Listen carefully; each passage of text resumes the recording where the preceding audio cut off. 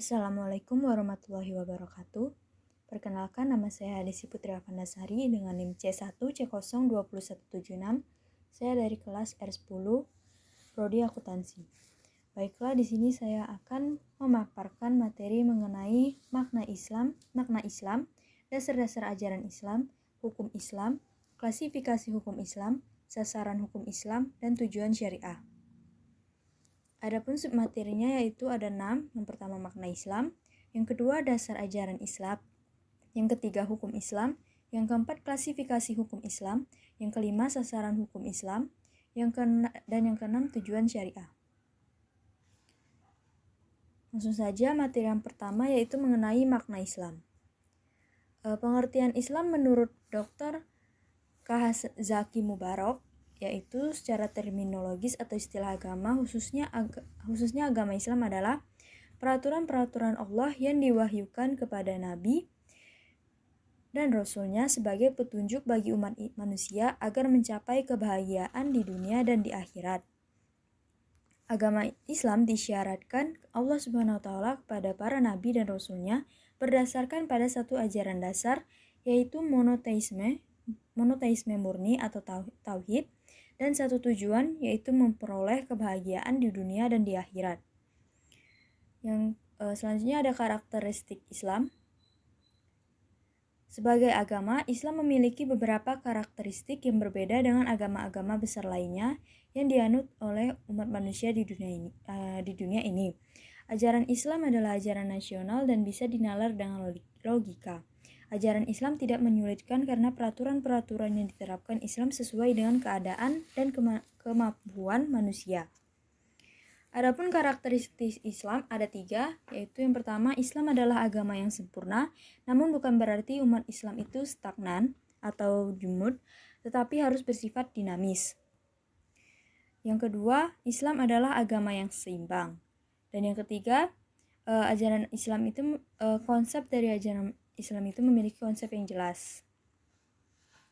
Selanjutnya, materi yang kedua yaitu dasar-dasar ajaran Islam. Dalam suatu hadis disebutkan bahwa ada 3 pokok-pokok ajaran Islam, yaitu yang pertama akidah, yang kedua syariah, dan yang ketiga akhlak. Akidah itu merupakan istilah untuk menyatakan keteguhan atau kekuatan iman seorang mukmin kepada Sang Pencipta Allah Subhanahu wa Ta'ala. Inti dari keimanan kepada Allah Subhanahu wa Ta'ala adalah tauhid atau kepercayaan, pernyataan atau sikap yang mengesankan Allah. Yang kedua ada syariah. Menurut istilah, syariah berarti aturan atau undang-undang yang diturunkan Allah untuk mengatur hubungan manusia dengan Tuhannya, mengatur hubungan sesama manusia, dan hubungan manusia dengan alam semesta. Terdapat 2 macam syariah, yaitu syariah muamalah atau amalan yang berhubungan dengan manusia, dan syariah ibadah atau amalan yang berhubungan dengan Allah Subhanahu wa Ta'ala. Yang terakhir ada akhlak.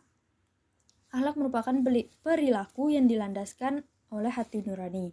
Sumber pijakan akhlak adalah Al-Quran dan Sunnah, sehingga jika seseorang berperilaku yang tidak ada di dalam Al-Quran atau di Sunnah, maka tidak bisa dikatakan perilaku seseorang itu termasuk perilaku atau akhlak yang mulia. Yang ketiga ada hukum Islam. Menurut hadis Mu'az bin Jabal, sumber hukum Islam ada 3, yaitu Al-Quran, As-Sunnah, dan Ijtihad. Sumber hukum Islam yang pertama, yaitu Al-Quran, merupakan sumber ajaran yang paling utama dalam Islam. Al-Quran diturunkan kepada Nabi Muhammad SAW secara berangsur-angsur.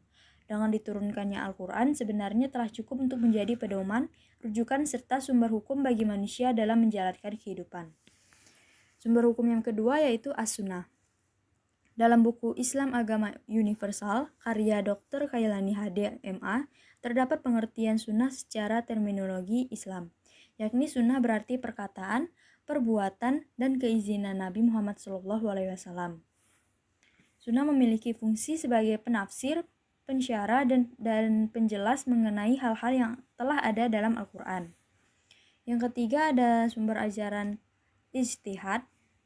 Sumber ajaran Islam yang ketiga adalah ijtihad. Ijtihad berarti penggunaan rasio atau akal semaksimal mungkin guna menemukan sesuatu ketetapan hukum tertentu yang tidak ditetapkan secara tegas dalam Al-Quran dan As-Sunnah.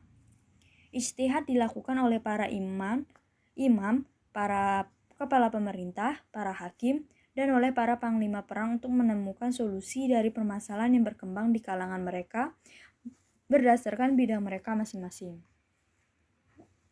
Selanjutnya ada sasaran hukum Islam. Hukum Islam memiliki 3 sasaran. Yang pertama itu penyucian jiwa, menegakkan keadilan dalam masyarakat dan mewujudkan kemaslahatan manusia. Menegakkan keadilan dalam masyarakat. Keadilan di sini adalah meliputi segala bidang kehidupan manusia, termasuk keadilan dari sisi hukum, sisi ekonomi, dan sisi persaksian. Yang kedua, mewujudkan kemaslahatan manusia. Mewujudkan kemaslahatan manusia di dalam Islam dikenal sebagai maqasidus syariah atau tujuan syariah. Dari segi bahasa, maqasidus syariah berarti maksud dan tujuan adanya hukum Islam yaitu untuk kebaikan, kesejahteraan, atau maslahah umat manusia di dunia dan akhirat. Yang ketiga, penyucian jiwa. Agar manusia mampu berperan sebagai sumber kebaikan, bukan sumber-sumber keburukan bagi masyarakat dan lingkungannya. Selanjutnya ada klasifikasi hukum Islam.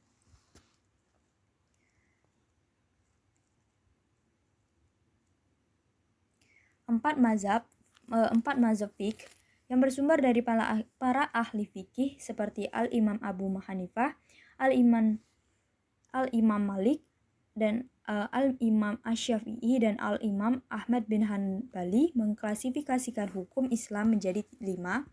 Yang pertama yaitu wajib, adalah suatu perbuatan yang apabila dikerjakan akan mendapat pahala dan apabila ditinggalkan akan mendapat dosa. Yang kedua, sunnah, ialah perbuatan yang apabila dikerjakan akan mendapat pahala dan apabila ditinggalkan, orang yang meninggalkan tidak mendapat dosa. Yang ketiga ada mubah, ialah suatu perbuatan yang apabila dikerjakan tidak mendapatkan pahala dan apabila ditinggalkan tidak mendapat dosa. Dan yang keempat ada makruh, ialah perbuatan yang apabila ditinggalkan akan mendapat pahala dan apabila dikerjakan tidak mendapat dosa. Yang terakhir haram, ialah perbuatan yang apabila ditinggalkan akan mendapat pahala dan apabila dikerjakan tidak mendapat haram ialah perbuatan yang apabila ditinggalkan akan mendapat pahala dan apabila dikerjakan orang yang mengerjakannya akan mendapat dosa.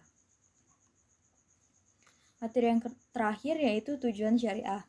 5 pokok tujuan syariah tersebut terdiri dari menjaga agama, hifz ad-din, menjaga jiwa atau hifz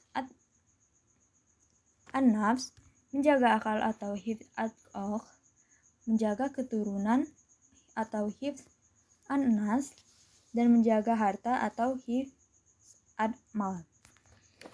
Walaupun dalam perkembangannya muncul unsur-unsur baru dalam penjagaan yang ada dalam maqasid syariah seperti menjaga kehormatan atau hifz al-ird, menjaga lingkungan atau hifz al-bi'ah, menjaga kesejahteraan umat atau hifz al-ummah, menjaga keamanan atau hifz al-am, menjaga kemuliaan manusia atau hifz al-karomah al-insaniyah, dan lain sebagainya.